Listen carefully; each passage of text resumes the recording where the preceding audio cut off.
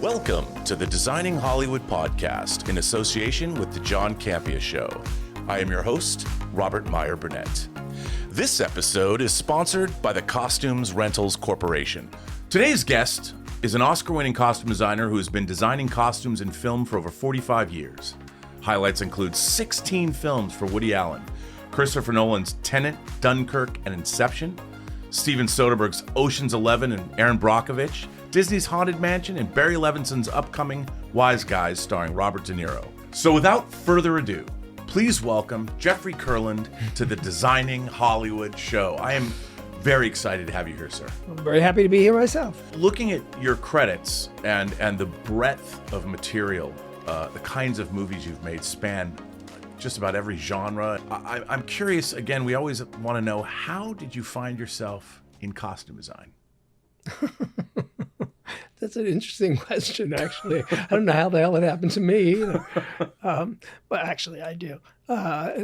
Long story short, I'm a Northwestern graduate. I went there as a theater major as an actor. And my original idea was to become an actor. But when you go to college in theater departments, especially then when I went to school, you had to take all the arts. So you had to take set design, costume design. You had to study all those things, even though you were there as an acting major, and which I did. And I kind of really enjoyed costume design because I think the sensibility of the actor to the costume designer is the closest. I think one feeds the other very, very well. And so I had an affinity, I found, for, design and character, because wanting to be an actor, character was always at the forefront. Sure. And it still is for me. So the similarities are very close. And that's why I have many, many actor friends. I think we have a great deal in common. So now, before you got into theater school and you were growing up, what were some of your passions in terms of film? What were some of your favorite things that you were influenced by? Was it film and television, or was it theater? Film and theater. Theater. My grandmother was very, very much about the arts. She had all her grandchildren. She took to the theater, to concerts, to symphony. It was something that was very important to her. My mother, on the other hand, movies. It was all about movies. She loved movies. And so I loved movies. We watched movies all the time. And so, yeah. Do you have any favorites? I got them both. Favorites? Well, yeah. I got to say Gone with the Wind. I mean, because my mother, she was like obsessed with Gone with the Wind. She was a woman of that period. Of course. I mean, that's what it was. And so, yeah, that was. But the older movies, all the Mankiewicz movies are favorites of mine. All About Eve, I still maintain. All the Mankiewiczes, and because their writing and their directing is just, and their storytelling is par none. Letter to Three Wives, I put it right up there with All About It. I mean, Absolutely. If you watch that, and so. Yeah, those are my favorites because they were fed to me as a child. Those are my mother's. My mother loved those kind of movies. And anything with Humphrey Bogart and Laura Bacall, I saw all that stuff because my mom loved that stuff. And also, I mean, fashion, it's interesting as you go back in Hollywood history, fashion and costume design played such a big part in those films. But that's where the costume designers came from. Travis Banham was a Madison Avenue designer. I mean, these people designed clothes before they designed costumes. They were then brought in by the studios to make their people look like something, and then that developed. Then the studios began departments. Oh, let's make this stuff here. Let's do this here. Why do we have to bring this in from here? And so this grew, and that's why everything then started being made. Everything was custom made in the studios for the movies that they were producing. So how did you go from the theater department? You discovered you liked design. Mm-hmm. How did you move from the theater department in school into the professional realm? Well, I did when I was in college. Obviously, I started working actually at this like the year after. I mean, I started actually doing summer stock theater, which I did every summer, just to keep my hands, just to design. It didn't matter where it was, to be honest with you, at that time, or who was. It was just to be in there and to be creating, and that, as far as that was concerned. And it was always theater. That's how I never thought of movies. Wow. As far as designing them, I love movies. I mean, but it was always the theater that I was going back to New York. That's where I was from. I was not from California, where in my mind, that's where movies came from, and theater came from New York. Right. So I was going back to New York, and theater was going to be my thing. So I wrote many, many letters to many designers who I adored, who I thought their work was. And at that time, that's what you did. You wrote letters, and you went into a phone booth, and you put in a dime, and you made a call. So I'm showing my age. I realize that. But the fact is, we didn't have all the modern conveniences of today. Sure. Couldn't pick up the phone, and do that. Just, flip phones. It was harder. So it was all done through letters and things like that. And I did meet with many, many people, and I got a response from a wonderful designer, a brilliant designer named Patricia Ziproth, who was a Broadway designer, a famous Broadway designer at the time. And through Tony Walton, got to Patricia Ziproth, and we talked, and she took me on as a second assistant. And my first job was she was doing Chicago with Bob Fosse's Chicago, and I came on as like the unpaid second assistant, which was fine, which was incredible, and that's how it all started. And then I met Santo Loquasto, and I started assisting Santo Loquasto in theater and ballet, and then Santo was offered Stardust Memories to design the costumes, because we did a movie for Marshall Brickman. I was the assistant designer. He was the costume designer. And Marshall then said to Woody, Marshall Brickman was Woody's writing partner on some, and said to Woody, this guy's great. You should meet with him. He's really good. So he did, and hired Santo. And so then we went on to do Stardust Memories. Then that was my introduction to Woody. Wow. So Stardust Memories came on the heels. He won the Academy Award for Annie Hall.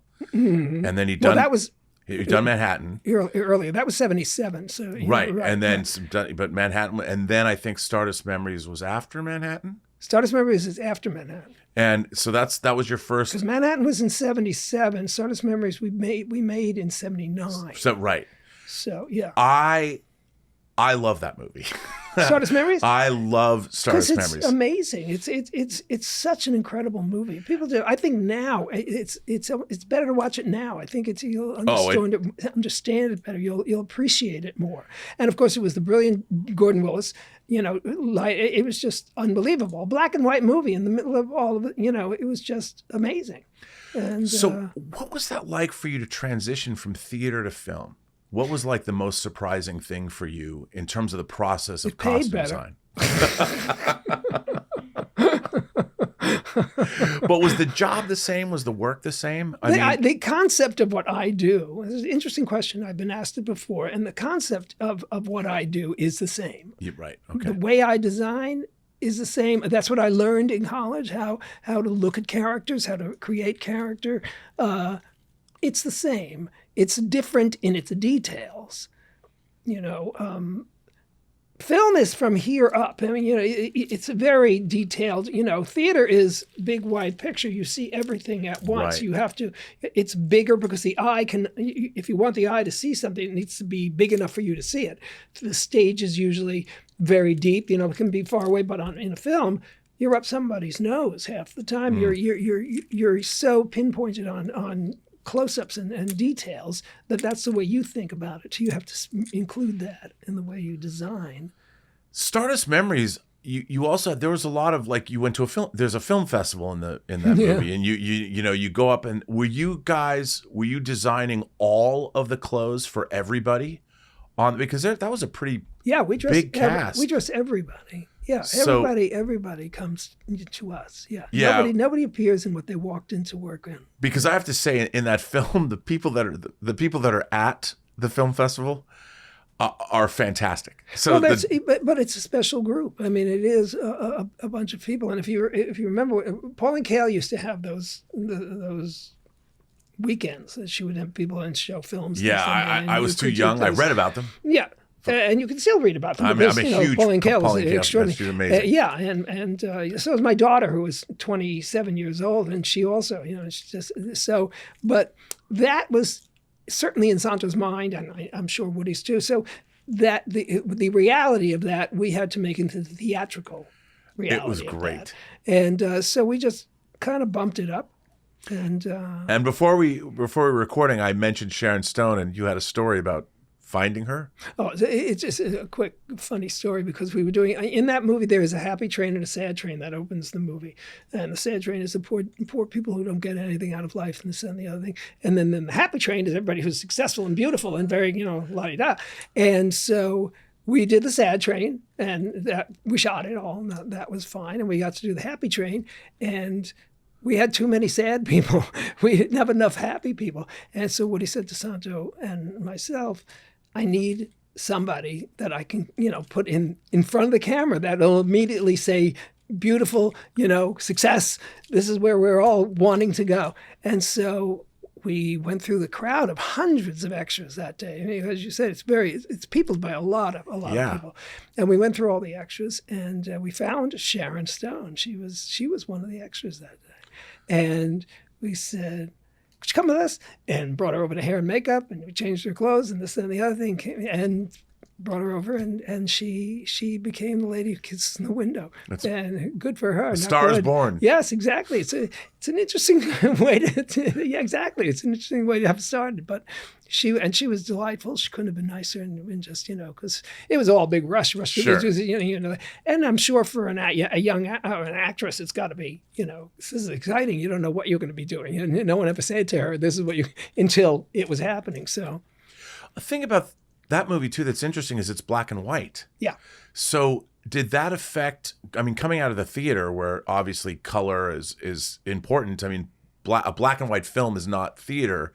How was that for you to work as far as not having, you have a color palette in black and white. You just it has to work with the black and white film. Right. You have a tonal palette. And when I started the movie, and we decided it was going to be a black and white movie, because that decision had to be made early on, obviously, and there were thoughts going back and forth, what should we do this in color? And it was to be a black and white movie.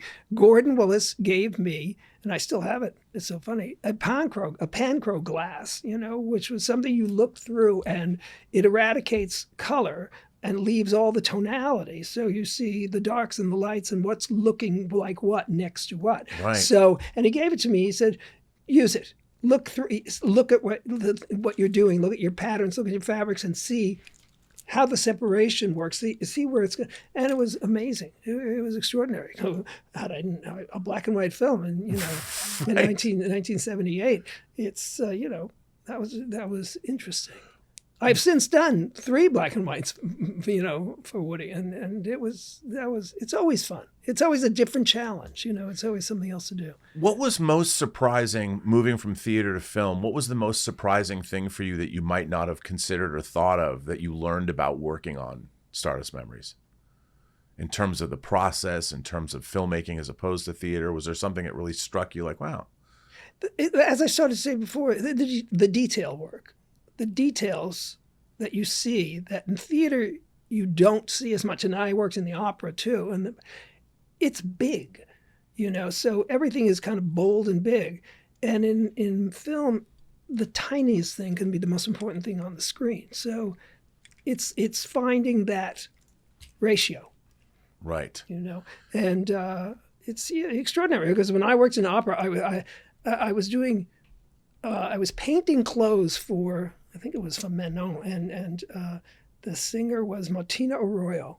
Benny Matresor was the designer, and I was, I was the crew that was doing the aging of the clothes and this and the other thing, and I was doing it in such a kind of a, nice, beautiful, artistic way.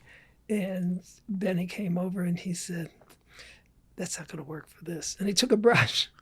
6-inch brush, and he painted the costume in all those places on this particular singer where he wanted to minimize her, and which he did. And when you watch that opera, because that stage is 300 feet deep, when you watch that, out she came looking like a svelte, stunning hourglass figure. It was the dress that he had painted literally with a brush and black paint and shadows and made all of that work. Now that was major theater to me. That was extraordinary. Can't get away with that in movies.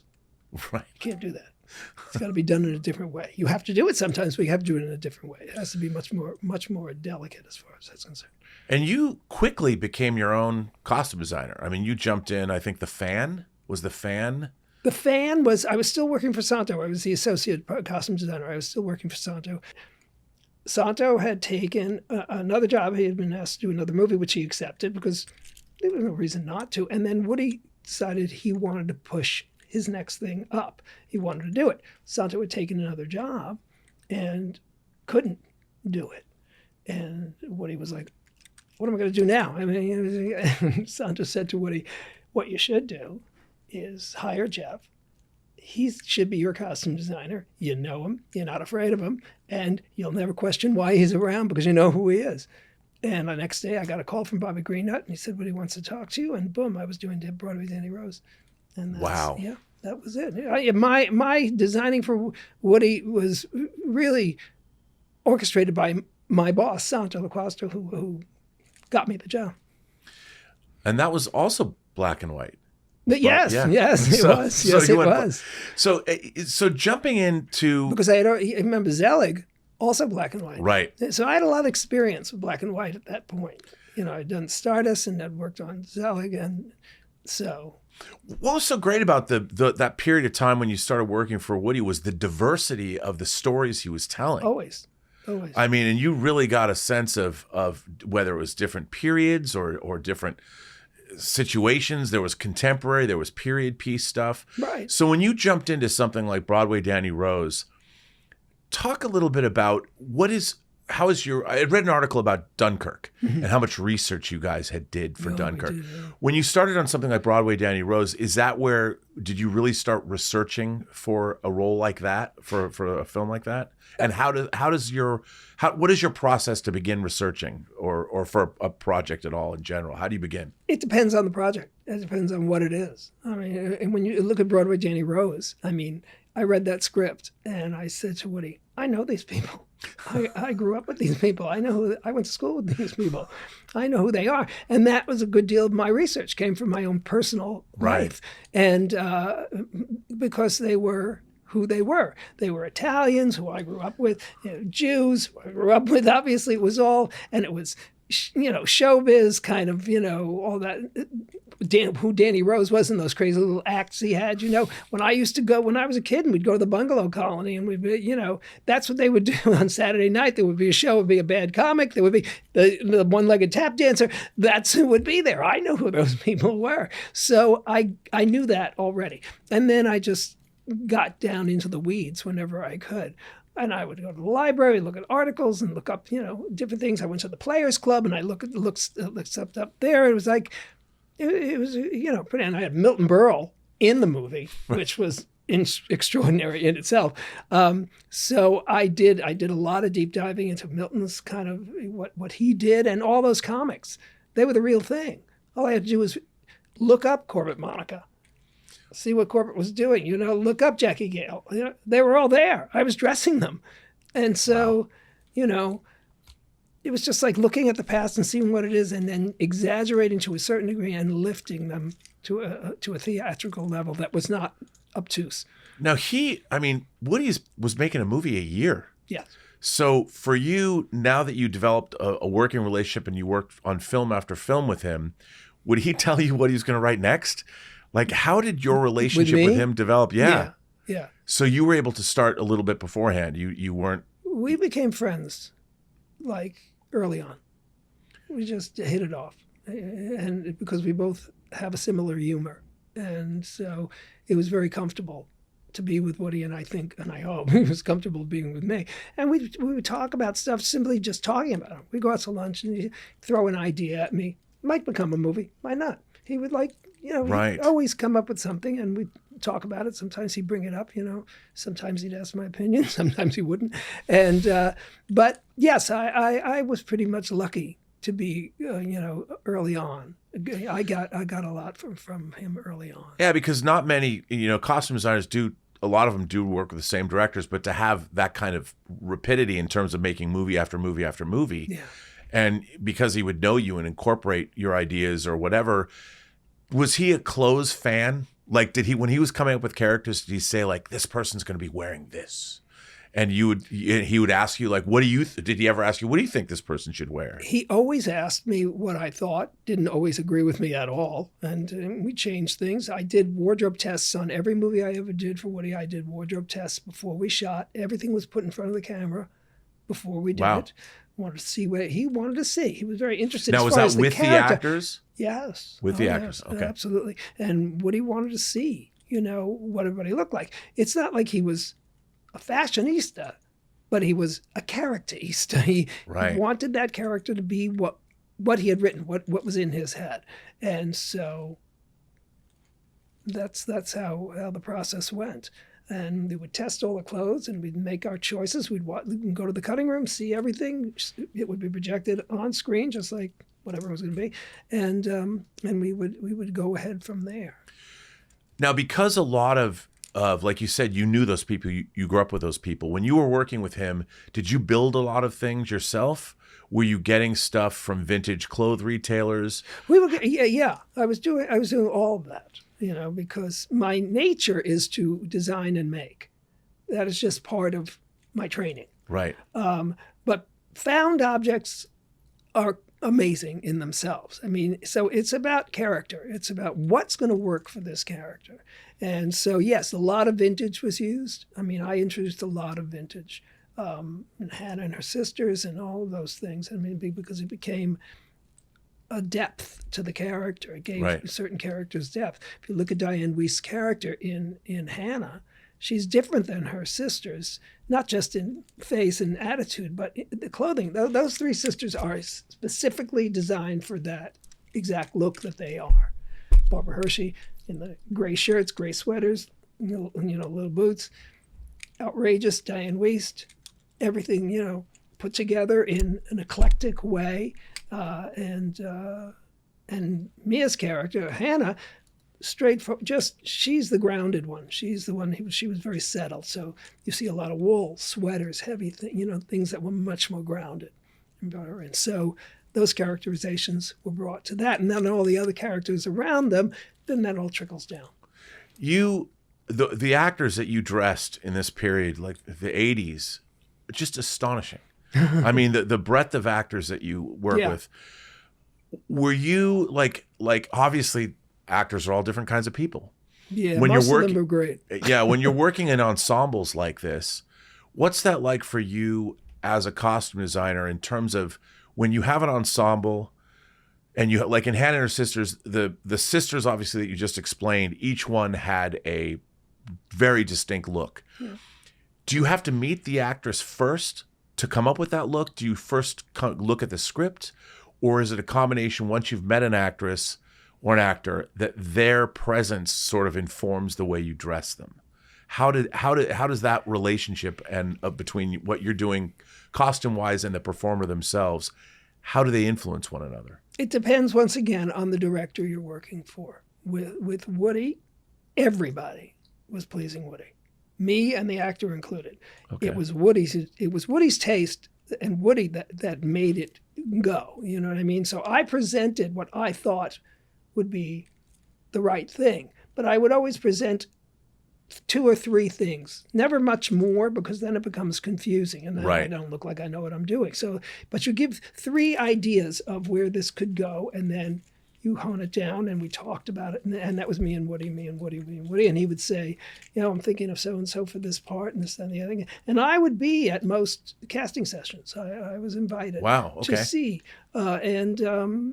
So I would know early on who the actor was. And then he and I would talk about that. Juliet Taylor was very much part of that conversation, obviously.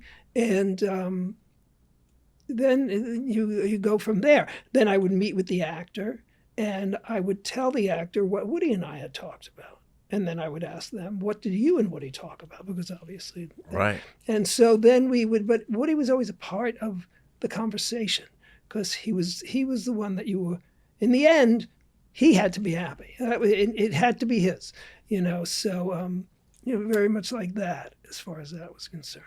Did you have a favorite of the movies that you worked on with Woody that you really loved the costumes? I mean, you did so many great costumes and so many different kinds of movies. But is there a favorite amongst the films? It's hard to say there was a favorite. Maybe a favorite costume, not necessarily a favorite movie. No, I definitely don't have a favorite costume.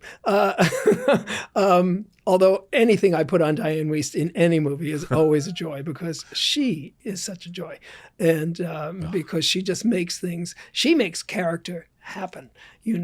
I hope as a designer, as a costume designer, I am helping to make character happen. She makes that happen. Yeah, she's amazing. She makes it real. So when you have people like that, actresses like that, those are definitely favorites because they're favorites. They're so special in that way. And there are several special people. She being one of them, obviously. But I guess if I say, you said to me, what would be your favorite? I guess I would have to say Radio Days, because it was so close to my heart as a kid, really little kid. My grandmother used to rent a house in the Rockaways, and my mother and father and my brother and I my aunt would be there, and then my aunt and uncle would come from Chicago, and they would visit. And so it was like that can't take it with you kind of family anyway, my own family. And that's what Radio Days was. That the family was so familiar to me. Right. So I just loved doing it. And as a matter of fact, a little story, when Santo now, but at this point I was doing the costume. Santo Laquasto now is doing the sets, and so he's doing the production design on Woody's movies, and now we're working together. So which is great because I adore nobody more. And he had to do all the photos in the house and this and the other thing, the family photos, and he said to me, what would you do? Like, what would you? And I would say, you know what? Talk to my mother. She's got all these pictures. And he sat down with my mother, and all those photos in Radio Days, when you've seen that camera go across, all those photos were my family. My grandmother, my mother and her sisters. My mother's bat mitzvah photo is in there. It's all my family. And he just took it all because it was exactly the same period. Right. It was in the right time. It was so whenever I see that movie, it's like a little family reunion. I see, there's Nana. Oh, look, there's my Aunt Marge. That's amazing. Yeah. And what a great creative period, to watch artists work, because I think that is such a great run of films that the two of you, Woody's films from that period almost all of them are bangers. Every one of them is fantastic. I always tease him and say, those are the golden years. Well, it was a pretty prolific time. I was telling you, Crimes and Misdemeanors. Yeah. I've seen that movie way too many times. I think I don't even want to admit how many times I've seen it. Yeah. But his movies were it amazed me that somebody could write scripts like that every year. I know. And get a movie out every year. Yeah, because he's an incredible. Do you think for you that having a creative team like he had around, like it was a family making families about a family making movies about families. Crimes and Misdemeanors is certainly a movie about families. Right, it is, but it's got the twist, which no one I think expected from Woody. I think no. When you watch that last soliloquy, that wasn't a soliloquy, that conversation between him and Marty at the piano at the end of the movie, and Marty says, explains the movie basically. He tells you, and then I did this and this, and then it fades away, and nobody paid, and you get away. That's it. And Woody's character says, "You can't do that. Life can't be that way. You can't do." He said, "But it is, and I am, and I did," and it just kind of arrests you. It moves you. It just says, "Whoa, oh gosh, this is extraordinary," and so you build those characters to lead up to what that then delivers. It's amazing, and people forget though that you also had Alan Alda in that movie. Fantastic. If it breaks, if it bends, it's funny. If it breaks, it's not funny. And again, the cast: Angelica Houston, the best, Joanna Gleason, and Joanna, yeah, and I, they were very much a part of the ensemble through the years. People like Blythe Danner, I just heard like 4 times. And Blythe she was a sister of Mia, or she would be, but a fantastic actress, wonderful person to work with, and just a delight. And she would Woody would bring them back because they were so great, So you'd see Joanna Gleason would come back and I'd do 3 movies with her. Yeah, they're all great. Then you moved on and you worked with, like we were talking earlier about Milos Forman. I mean, here's a man who directed One Flew Over the Cuckoo's Nest and Amadeus, and then he's doing a biopic. Now that's that when you're dealing with a real person and a real person who was not always a real person. I mean, his whole life he was doing right. So when you end up working with someone like Milos Forman, was that ever intimidating for you? I mean, it was because it's not like you're working with these new directors. You're working with these directors that are like giants. It was. I was so. It was so unbelievable. I should say this is Man in the Moon. For those, Man in the Moon, the Andy Kaufman biopic starring Jim Carrey. And when I was asked to do it, Milos Forman, I was so awestruck that the fact that we were going to be in the same room together, because we had all seen Amadeus, we had all seen all the incredible work that he did. He did hair, and then he did I'm going to say Valois, but I can't remember. Thank you, and so what a visualist. And I'm thinking to myself, whoa, this is like incredible. But I got there through Danny DeVito, who I had done Living Out Loud for Jersey Films, which Richard LaGravenese directed and wrote. Yeah. And Danny was in the movie. And we struck up a friendship, and he was producing the movie. So he said, I'd like to bring this guy in for you to meet as a costume designer. This all came from Danny. And I went in to meet with Milos, and then boom, I got a call. You're in, you're doing it. So wow. Yeah. So again, I have to thank a lot of people for a lot of my steps in my career, because I've been very lucky. People have been very kind to me and very generous as far as that's concerned. Was approaching the life of a real person, who obviously had a very celebrated career. Right. Did that change your process at all as a designer? And when you are doing a real person, is it important to stick to the reality, or do you have a little wiggle room to bring in a little bit? Because that movie has fantasy in it as well. Well, yeah. So how is that for you? In that particular movie, it was very much real, because that's how Milos wanted that. He wanted it very much to be Andy, and that's who Andy was, to the point where I made the clothes for Tony Clifton to basically match what Andy had worn. Now, Andy had found a jacket, an evening, jacket, a dinner jacket, polyester double knit. I'm serious, with textured polyester double knit. And that's what he wore as Tony Clifton for years. He was always the same costume. And so Milos very much wanted to recreate that look. But I wasn't going to be able to recreate that. But I made that look. I had that then printed with a bunch of incredible artists who do these incredible things with printing and this and that. We printed and silk screened the fabric, like 5, 6, it was 8 screens to give the layered effect to what it was, and made the fabric. And the same thing for that jacket, that houndstooth, that check jacket that Andy wore on Saturday Night Live on the Mighty Mouse bit. It was important that we hit that. I didn't want to fake it. I didn't want it to, it's a houndstooth jacket, a houndstoothy looking jacket. I wanted to nail that. I wanted it to look. So again, same process, same people, screen. And we layered it and created it. And it was on a cotton. If you stood in front of it, you wouldn't know that was a woven fabric. It was all printed. And It was extraordinary. And so in those close-ups, you saw all of that. But Milos wanted it very much real, as far as those things, because they were iconic to him, and they were part of the film. Other things, when the Rockettes came dancing across the stage, I designed outfits for them. I didn't try to recreate what was the reality, because it didn't really matter. It just had to be what it was, and he was perfectly happy that way as far as... But when it came to Jim's costumes and came to Andy, he really wanted to nail that. Now, I got to ask, this Jim Carrey and making that movie has been talked about a lot. There was a documentary about all of that. Yeah. But Jim Carrey probably took this as one of his lives. He had to get this. I can only imagine what a comic like Yeah. Jim Carrey thought of Andy Kaufman and what Right. kind of influence. So for him, it had to be incredibly personal. He was actually great to me. He was fantastic, because he knew it was a process that was only going to help him in the Right. end. And so, because a lot of actors don't particularly love the idea of having to go to fittings and doing all Yeah. this stuff. It's just, and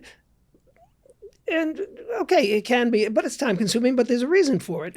But he never balked. Anytime I had asked him to come in, he would, because he knew it was for him also.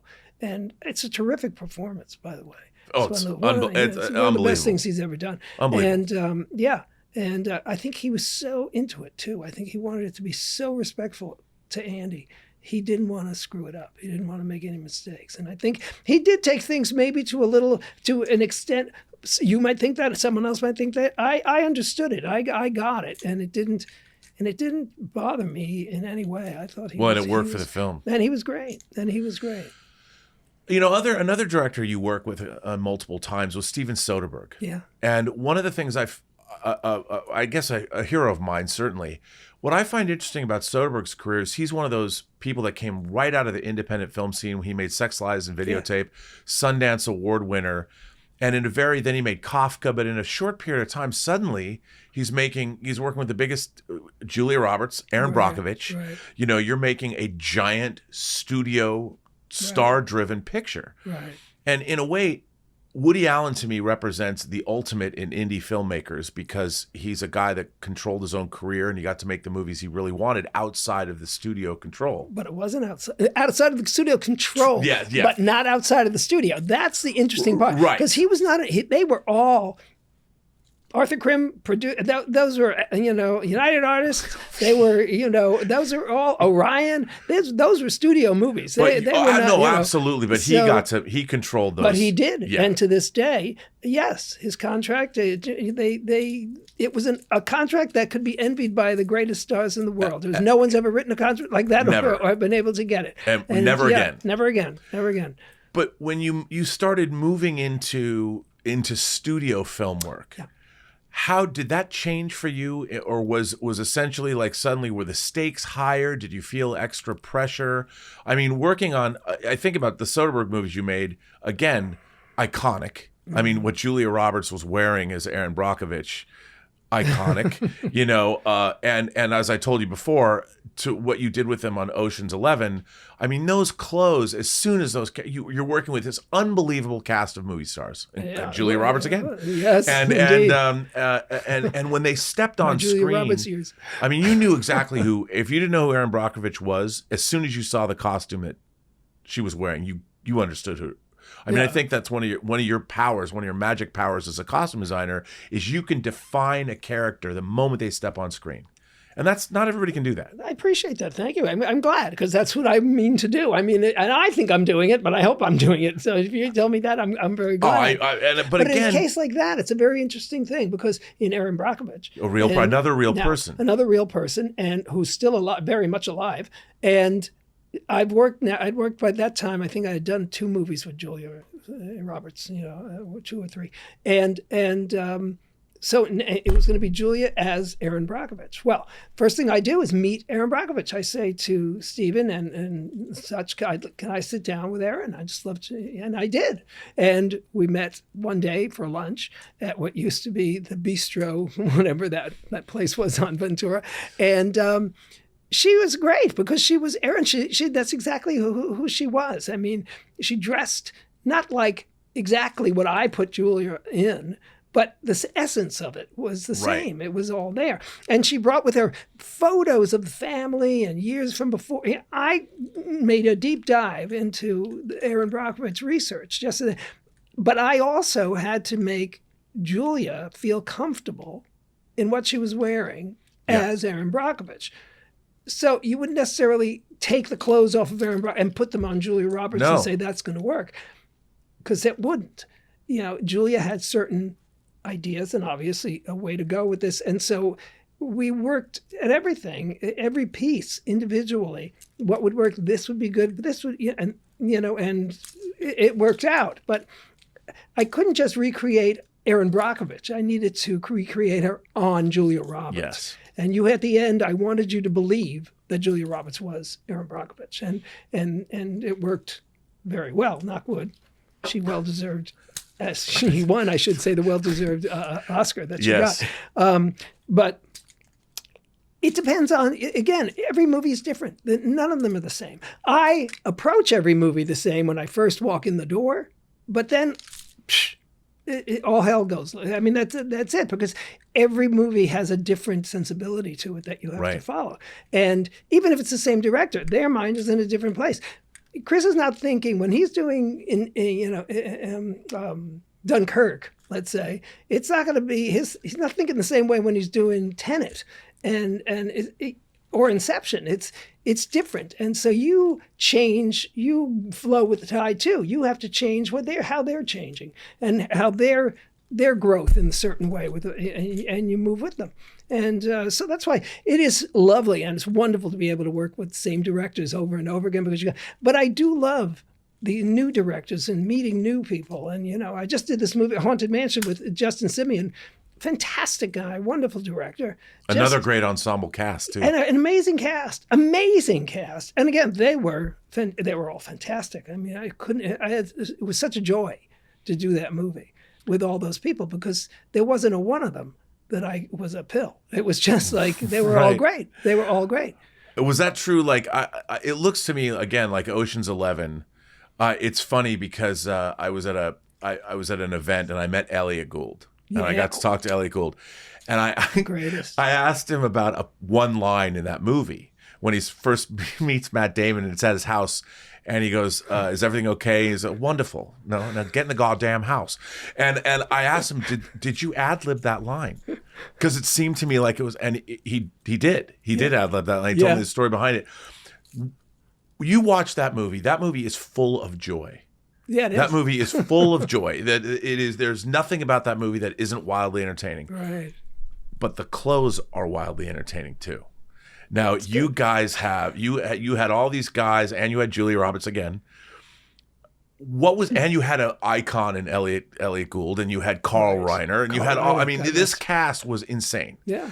So, yet the clothes were all very different on all those. Because I mean, maybe Brad Pitt and George Clooney, you could say they're the same genre of guy, maybe, but the clothes on them defined the differences between the two of them.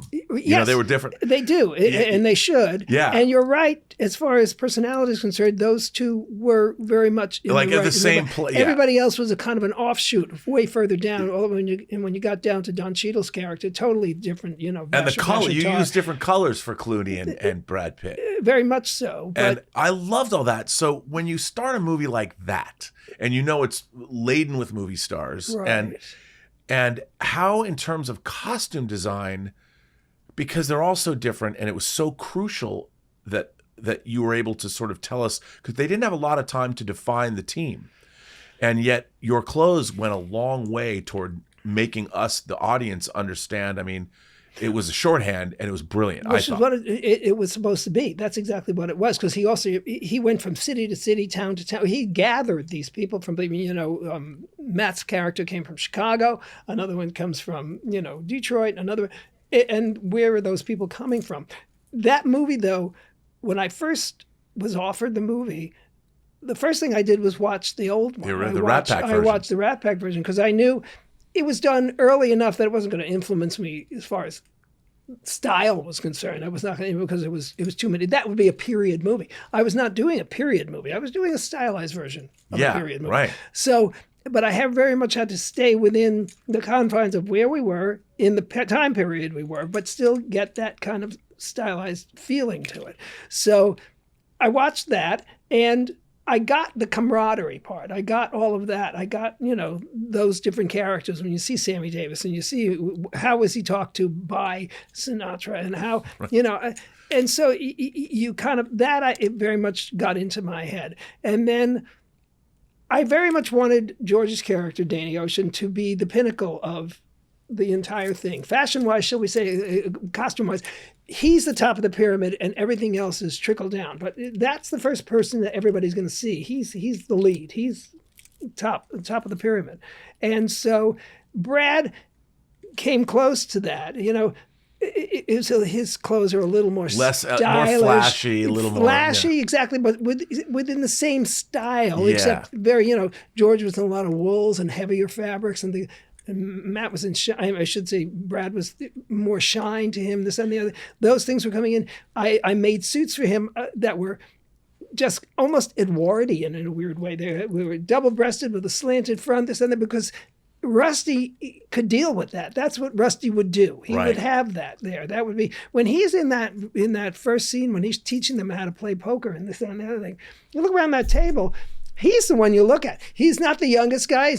But he's the one you look at. Well, he is Brad Pitt, so I'm not being really a genius here. But that it was very important that you set that up immediately from and I'm glad that you said that, and very heartening to know that's because that's what the purpose was. The first time you saw each one of them introduced, I wanted you to know who you were looking at. Oh, no, you did. It's a genius. With. It's a genius job. And in terms of what costume design, I think it's a great abject lesson in what costume design can do for film that a lot of people don't think about, which is immediately it's as much a part of the mise en scène as the set design, as the actor themselves. Very much. You're taking something that's on a page, but you're plussing it, and now I think another great example of that I wanted to ask you about, Michael Mann's Collateral. Oh, yeah. Here's a movie that takes place in one night. Right. So you've got two great stars. You have Jamie Foxx, and you work with Jamie Foxx, again, multiple times, just like you work with Tom Cruise multiple times. You're working for a director who's known for his exactitude, his exacting. Very much so. But now you only get to put your leads. You've got these leads that are going to be in the whole movie with the same clothes. Right. The same clothes. And you've got two megastars. It's kind of scary too. I was going to say, nobody's. And it's Michael Mann. You're going to be looking at this forever, and this is going to be, and that suit. How'd you start? How'd you begin that project? Well, I started with Tom. I mean, as far as that's concerned, the first thing I did was Tom, because I knew that was going to be the trickiest one to get through, and then jumped right into Jamie's character. But once we had Tom set, then I knew we could get to where Jamie was. But Michael was very exacting about what that suit was going to look like. And I searched for that. And like he said to me, I wanted to be a guy, it's this guy who's like, he has his suits made in Kowloon, it's like, you know what I mean? He thinks they're classy, but they're really not, It's like, Michael was very, very, forward with his telling me what he wanted it to be. And so I went out looking for fabric and this and the other thing, and I found what I thought would be the most nebulous of the grays, because he's a character who you don't want to remember, but right. he is Tom Cruise. I mean, he's the character who's the star of the movie too. You are going to remember him. So, but I didn't want it to be, so I thought, well, the gray suit, we'll just keep it in a mid to light tone. So it's like, and as far as the style was concerned, I wanted it. There were certain things I wanted because of Tom's body and the way he looks, slightly shorter in the jacket, slightly in the trousers a little more narrow, and this and the no pockets, things like that. I did, but the hair was the most important thing, because when I came up with the fabric, and I showed it to Michael, and he loved the fabric. He said, "This is the tone."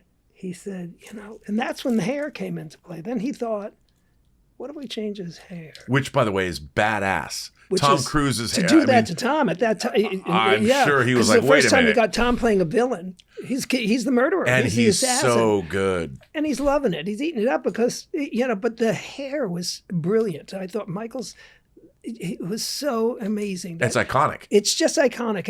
And it matches the suit. If you look at him, you see it almost just slides right into the suit itself. It's like one lump of gray. That's just, and it works perfectly. So how long did that take, that process to come up with that particular suit for Tom?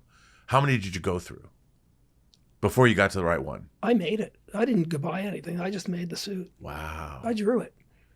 The drawing of the suit, I showed him the fabric. Michael liked the fabric, and I said, I'm going to make the suit. How many drawings did you have to do before you showed anybody? 3. Really? Yeah. Wow. Show Michael, you mean? Nailed it. Yeah, no, like 3 drawings, pencil drawings. Sure, but yeah. But it was, that was it. And I said to Michael, because he approved the sketch, I said, let me make the suit. And once you see the suit, it's going to be, and it worked. It worked really well. And he and Tom were very pleased with it, So, of course, we made 28 suits at the end, We made the same suit 28 times. I mean, for every stunt, for everything, for every gizmo that he had to wear underneath, for protection and this and the other. So they literally were with extra, suits for stunt people, 28 suits. This reminds me of a question I have to ask. Now, that movie was shot with, I think, the new Viper cameras that Sony had made. It was. So you're now moving into video. Yep. Digital capture technology. Now, I remember one of the things that Michael Mann said about why he wanted to use that technology, which I always remembered. He said he wanted to see into the night, because when you're using that, you can put a camera down a city street and it doesn't fade off like it would with film. No, the depth of you see field all the way down. Exactly. Now, moving in, and Soderbergh was a big fan of, he moved into digital capture technology early as well, and he's his own cinematographer too. I think he didn't do the movies I did. He didn't shoot though. Ed Lockman shot them. Yeah. When you're moving into digital, like with Collateral, did that affect the fabrics and things that you use? You said you would do tests on these. When you decided what fabric, did you have to? Well, it does because the depth of field changes. I mean, what in film would fade out in the back and would become kind of like a murky kind of, is as clear as a bell. You see it, and so everything. And you didn't want it to steal from what was in the foreground. You just but you were seeing the background so much clearer, so you had to deal with that in the dressing of people. Did that become an interesting thing for you when you realized that things you might have thought would have worked, suddenly you're looking at them on digital and it doesn't look the same, so you had to change it up? Yeah, I kind of got it pretty quickly, straight on. Yeah. So I worked with it, and I knew what I had to do. So it was a pain in the neck, because I don't think it's romantically that beautiful. I just don't think it is. I'd much rather shoot with film, which was. Then you get to Nolan. You get to Nolan, and you're talking about film. But everything I shot for Woody was on film. Every one of those movies was on film. Yeah. And there's something beautiful, it's just what film does. What it just is. I mean, I like the murkiness. I like the shadows. I think that all works, and that's where Gordon Willis comes into play. I mean, a great cinematographer. And again, you talk about how lucky I was with directors. Talk about cinematographers. I worked with Gordon Willis, Sven Nykvist, now I can't remember him. Lockman, obviously it was, and Darius Kanji. Did Dante Spinotti? No, he didn't. I did this last movie I did with Barry Levinson, Dante Spinotti. Oh, he did. Can you imagine? Yeah, and can you imagine that? I got Barry Levinson directing, got De Niro starring in both leads, and I got Dante Spinotti shooting my stuff. I mean, you can't, as a designer, you can't ask for more than any of that. I mean, you got De Niro selling the clothes. You've got, it's brilliant. Well, now we've got to talk about, Christopher Nolan, who, if he couldn't do things enough already, he's going to make close to $1 billion on Oppenheimer, which is amazing. But, it's funny, again, Inception, like Ocean's 11, you told a story with these characters the first time you see them. And I think Guy Dias was the production designer on Inception. Guy Dias, yeah. And from the opening, when you are in like some Japanese temple on the beach, when you got the job, when you met Christopher Nolan, first of all, another director whose clothes, I mean, the characters and the clothes they wear. I mean, he'd already done the Batman movies and Inception. He was great about doing one for them and one for me. Like, okay, I'll do your Batman movies, but let me make the Prestige. And now I'm going to make... And it's funny because I saw Inception, to be honest, 8 times in the theater. Yeah. I was obsessed by this movie.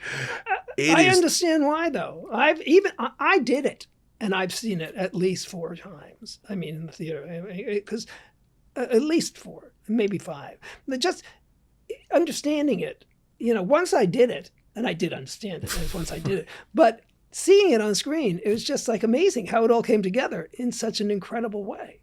And all those places, those locations, I mean, talk about, and this was one of the first movies I've done that took me to 7 countries around the world. I mean, there's a lot of travel going in those movies. And Tenet, the same thing.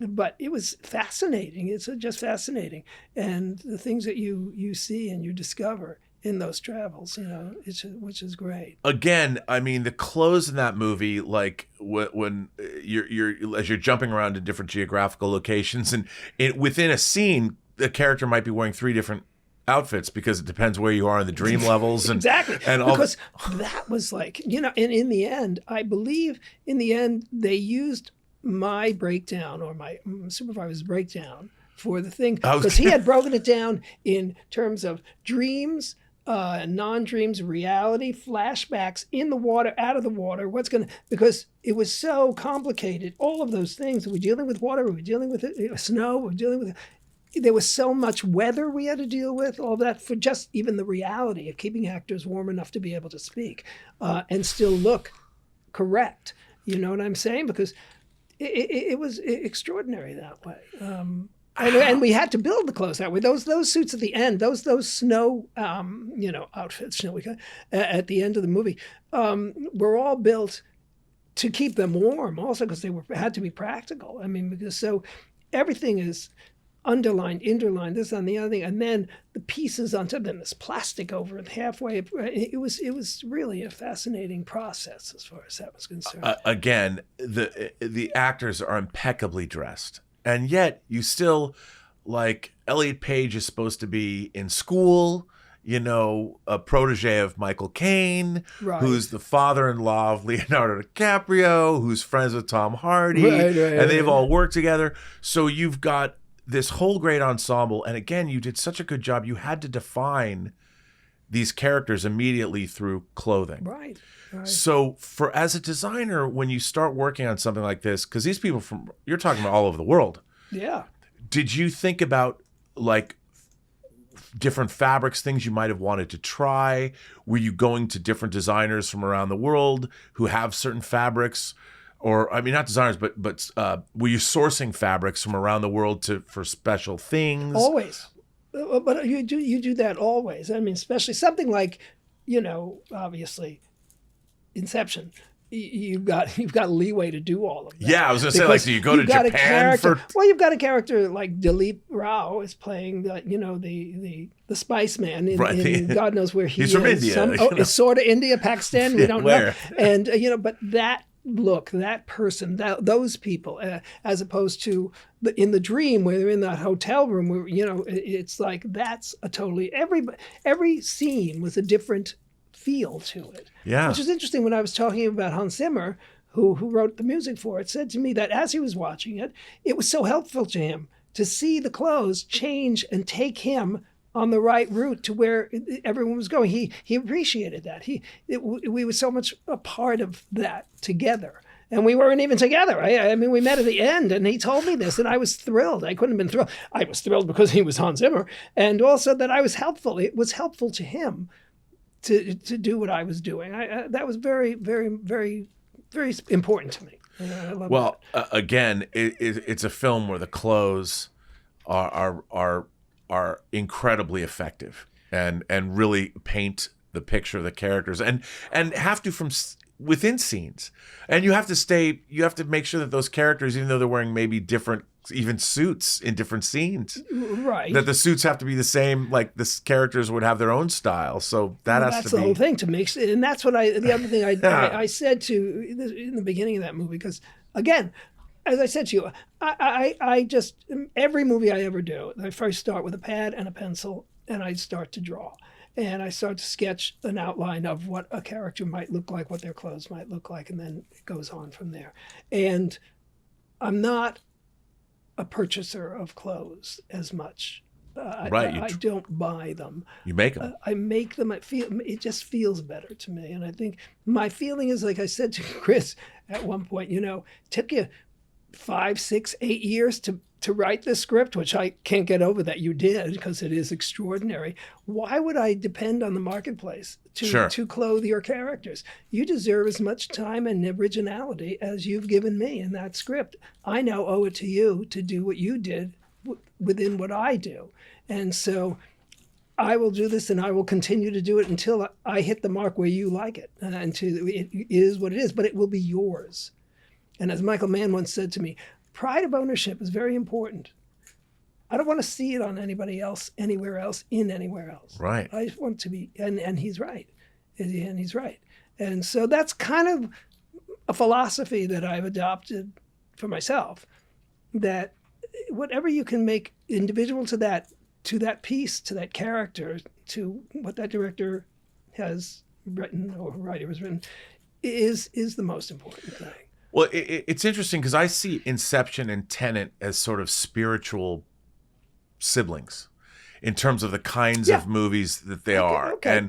And it, just because you're dealing with clandestine spy-like behavior, and in a way, the criminals in Ocean's 11 are also if you were going to do a triple bill and you showed Ocean's 11, Inception, and Tenet as together, if someone was doing a film festival of your work, right, and you showed those three movies about in terms of creating elegance, class, and uber cool, I'd add Collateral to it. Let's make it 4 movies over Saturday, a weekend, the Jeffrey Kurland weekend. It'll be a Pauline Kael weekend. There you go. It'll be a weekend when you show all 4 of those movies, and we'll have all the clothes on display. And knowing now that you built most of these clothes, all of them, that's amazing to me. In Tenet as well, there's everybody in that movie is unbelievably well dressed. Mm. I mean, even in the beginning, it opens in the music, they're even the paramilitary officers that come in are incredibly well dressed. I mean, and you had to dress all those people. I mean, with the extras and all that. So when you have a shorthand with the director, I guess what I want to ask is, you've done Inception, you did Dunkirk, which is period accurate. And I read this article, Martika sent me an article about, and you talked about the research and all the research you did to make that absolutely, perfect. Well, yeah, I'm sorry, go ahead. Oh, no, go ahead, please. No, I was going to say, yes, I wanted it to be correct as far as, to honor these people, as far as those people who were on that beach for as long, you can't imagine what it was like. Oh. And so I wanted to, but I also realized it's a movie. You still have to, you're making a piece of entertainment. And now you have literally thousands of men on the beach in one uniform. I don't know if we want, I think we need to break this up. And so the reality comes into play. Mm. And I had found a lot of research, and it was funny because I had gotten Pathé newsreels of the rescue of Dunkirk, which actually nobody else had seen. And I was lucky enough to find them in research and shared them with Chris, and it was great. We got so much information, but we saw the men as they were coming off the boat. They were wearing their underwear, their boots, and a greatcoat, or they were wearing the helmet, and they were like, because when they were waiting to be rescued, they were like, didn't know what to do with themselves, and they unloaded themselves and their stuff. Some were jumping in the water and trying to, they would see a boat, they would swim, and unfortunately many drowned because of it also. But so I said to Chris, we have a lot of places to go here, even though we're dealing with men in uniform. The situation calls for something different, because the reality was they didn't remain in uniform. They were desperate men.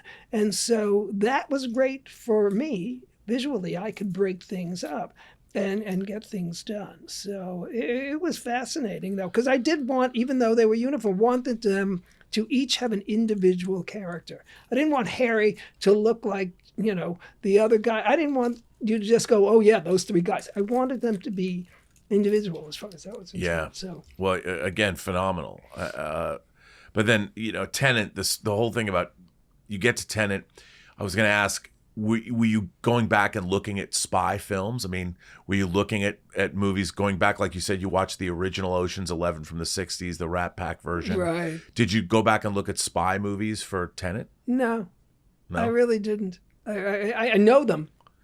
I've been around for a long time. I've seen every James Bond movie made. Sure. I've seen them all. I got the feeling. I know what it is. But I didn't want to copy anything. So I didn't want to be influenced by stuff that you've seen already. I wanted to do it.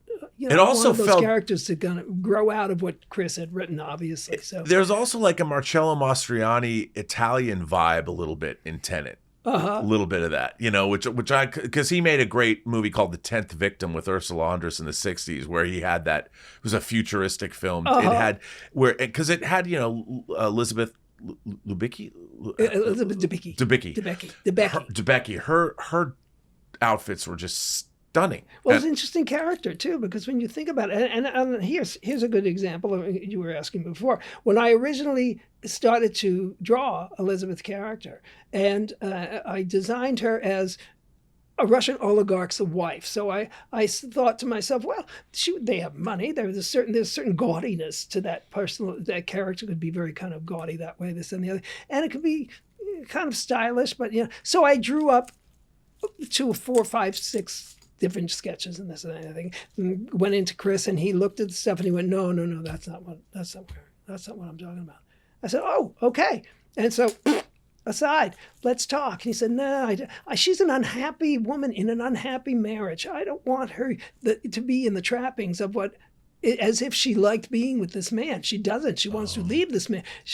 I want her to be who she is. I don't want him dripping into her character, because they're going this way. So I don't want her to reflect what the obvious thing might be about. And I don't want him to look that way. I want him to be gruff and tough, and I want him to be, so I went, this was a half an hour conversation, and it took me into a great place. Totally, he spilled his beans, and that was it. And now I knew what to do. So I totally switched it around. And I thought, well, who is she, and where does she come from? Her father was a wealthy English, peerage, as far as being in whatever, had money, but that was her upbringing, was English, and so a little English rose came into it also. And I built her suits with a bit of a period vibe to them. They're older looking, so she doesn't look hip in any way, but always attractive, and always upstanding, so, and that was it worked well for the characters. But I made her skirts slightly longer because she's so tall. And I said to Chris, he said to me, she's 6'3" in her stocking feet. I said, I know. I said, but we're never going to make her shorter than any of the guys because she's 6'3". So I said, let's just own it. She's a tall, beautiful woman. That's that. She's taller than them. We can, and so we did put her in a 3-inch heel. I kept her in heels the whole time. I mean, she's stunning, And I don't think for a moment anybody looks at that movie and goes, "Oh, she's taller than." No. John David looks fantastic next to her. Fantastic. They're great. It all works out fine. But I saw no reason to hide the fact that she happened to be tall. Just use it to your advantage. Listen, I could keep you here forever. I know you're probably going, we have to finish this. Don't we? Oh, is it over already? Yeah, God, it was fun. I didn't even realize that. I'm like, I can tell you're probably going, shut up, Rob. Because I could keep you here forever. I can talk forever, too. Oh, this has been so, my God. So to wrap this up, I have to say that this has been phenomenal. Thank you so much me too. For being here. It's been so much fun. But I have to ask you, there's a lot of people, obviously, that watch these interviews and think to themselves, well, I might want to get into this. Young people. What advice could you give to anybody that might want to pursue a career, whether it's in theater or whether it's in film? How do people get into costume design? How do people get into costume design? It's catch as catch can. I mean, it's about being in the right place at the right time. See, I told you, how many stories did I tell you? How lucky was I? Yeah. I happened to have met Danny DeVito. He brought me into Ian Miller's Foreman. I happened to work for Santo Lacosto. He made sure that I was the next on the roster to do that. I mean, I have, as Tennessee Williams will say, I paraphrase, I've always depended on the kindness of strangers, and they weren't strangers. They were good friends. So how you do that?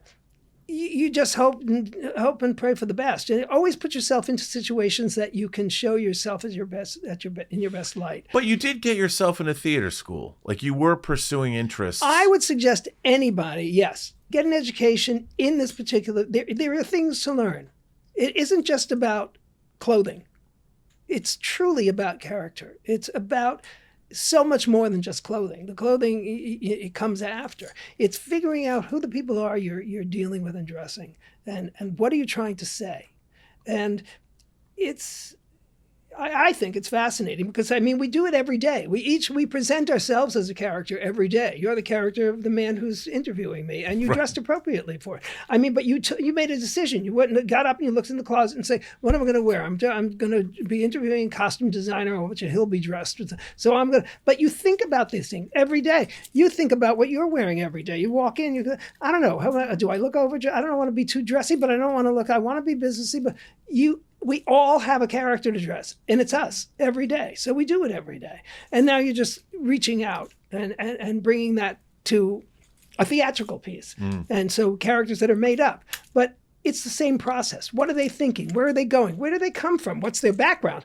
I always insist, even if there is none, on a backstory on everybody. Everybody in Haunted Mansion, Justin and I sat down and I gave everybody a backstory because I don't want to just start, I'm going to throw you in a bunch of clothes. Where'd they come from? Why would you do that? Where would they be from?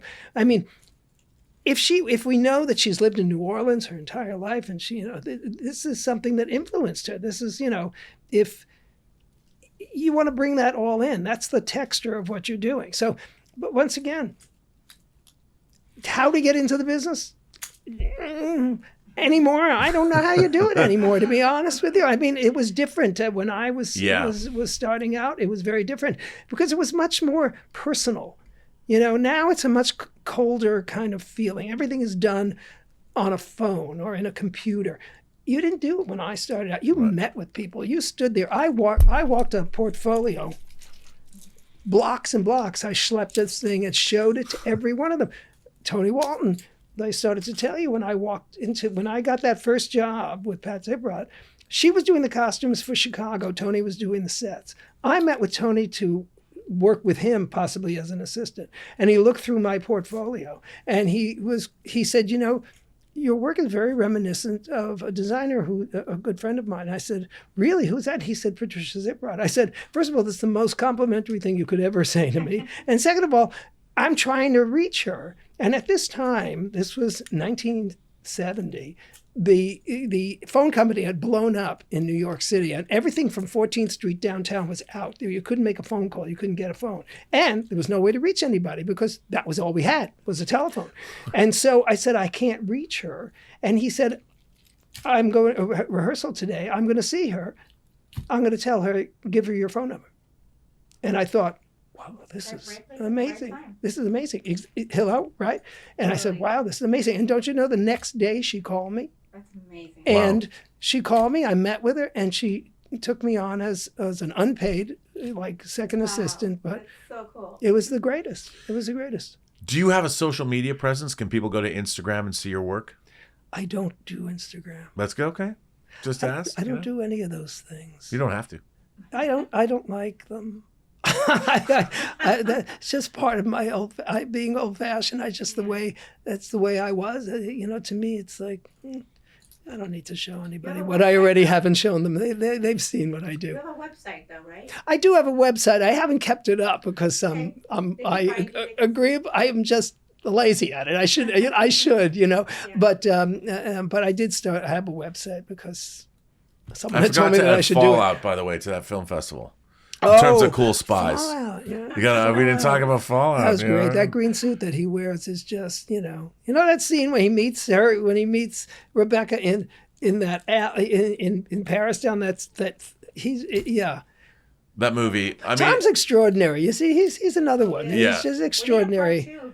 We need a part two. That's gonna be great. Have you ever calculated the box office? Your total box office? Have you gone on to Box Office Mojo and looked at the collective box office of all of your movies? No, I've never done that. I didn't even. No, I've never done that. You can go to Box Office Mojo and find the worldwide grosses of your films. You're into the billions and billions of dollars. Uh-huh. That's amazing. If you think about, that's interesting to know. It's so funny when you said that with Oppenheimer, which is a wonderful movie. And that you're saying he's made $1 billion. Inception came close. Made $950 million. Yeah, and almost $1 billion. And Inception was always considered a vanity piece for Chris. And everybody said, Warner Brothers is going to let him do it because, he's did the Batmans, he's done all of that and everything. And so they're going to let him do it. And far from a vanity piece. It was their big moneymaker. I mean, who would ever think that this intense, serious psychodrama was going to be this brilliant? It's funny that you say that because I heard a story that within Warner Brothers, that Warner Brothers marketing was taking all the credit for the success of that film. They're like, nobody knew what this movie was. If it wasn't for our marketing campaign, and I'm like, how about the movie kicks ass? How about the movie being great? Chris Nolan directed it. And all that, and that cast. I mean, that cast. And that cast. An impeccable cast. Think about and that it. movie kicked ass and showed people Unbelievable. things they'd never seen before. All of a sudden, made Tom Hardy a movie star. Made Joseph Gordon-Levitt a movie star. I mean, it's like Leo was Leo. But Elliot did wonderful work. Everybody does wonderful work. Even in that Hans movie. Zimmer, the piece Time, is one of the great pieces of score in a movie in a long. You know, if I firmly am convinced that if he goes, Hans Zimmer sells out stadiums and plays live and has people like Tina Guo, the Asian girl who rips on the cello, the electric cello. The electric cello. She's amazing. It was the party. I think it was the premiere party for Inception, and Hans had an orchestra there, and they played, and it was like 12 or 14 pieces with and she was there. I mean, and he had it. It was like to blow your mind. It was just like amazing because it was like the score that you've been listening to. Then there were you saw them, all these musicians with these electric violins and also it was extraordinary. That whole and again, it's funny. I literally, it's embarrassing to say this, but I watched that movie 2 weeks ago. Yeah. For whatever reason, I brought up my 4K discs and I'm like, huh. And so I put in Inception. Then I watched Interstellar. Then I watched Dunkirk. Right. You know, and then I watched Tenet. You know, again, which is not part of the set. I had well, it was over a weekend, and it was just it was unplanned because I was just like, huh. That's funny. And then Elizabeth and I watched The Prestige. Oh, wow. Because she hadn't seen it. So did I say everything I was supposed to say? Perfect. Oh my God, It's dude. Okay. Amazing episode. I could keep you here forever. I loved it. And I could talk to you. I could talk to you forever too. I mean, you know. I mean, it's so funny because there's so much. I just try to, because of our audience and the channel that it's on, I was trying to hit the geeky movies. Right. Now, as long as I gave you what you needed. Oh my God, you know, no, it was incredible, and because the thing is, especially talking to you, I could talk to you for hours. Yeah, but seriously, because I could talk about this. I love it, obviously. I love doing what I do, and I love the people I've had to work with. I was a little nervous, you know, to meet you. I'm like, oh. No, please don't be. I mean, you know, my life has been, it's funny you should say that. I've been thrown into situations. I mean, I started in this business. I started working for Woody. I was 22 years old. First movie I did for Woody, I was 26. Broadway Jenny Rose. I was like 27 years old.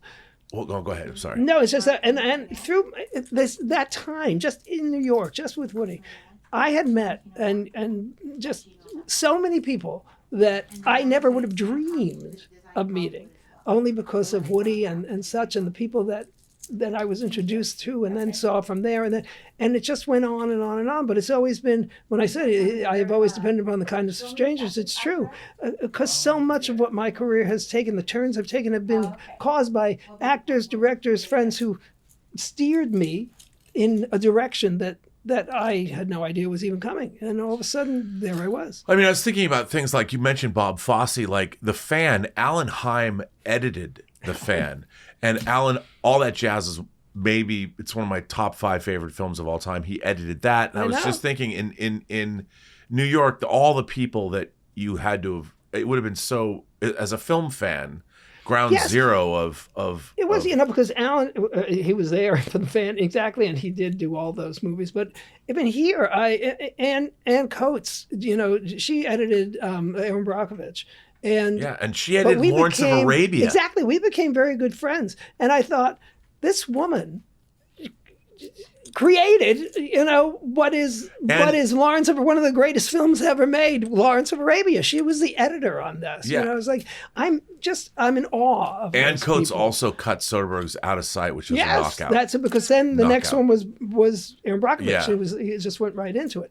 And but she's the greatest. But I mean, all these people, it's been a very, very lucky break as far as that's concerned. And thanks very much to our sponsor for this episode of the Designing Hollywood show, the Costume Rentals Corporation. The variety of costumes at Costumes Rentals Corporation is expansive. CRC is recognized worldwide as the premier supplier of military and police costumes and uniform rentals. Costumes Rentals Corporation takes pride in its commitment to each customer, helping to produce the type of exceptional look needed for a successful production. A special thank you to founder and executive producer Martika Ibarra, co-founder, costume designer, the legendary Marilyn Vance, and of course, John Campea from The John Campea Show. Thank you to all of our viewers for tuning in, and be sure to subscribe to our YouTube channel.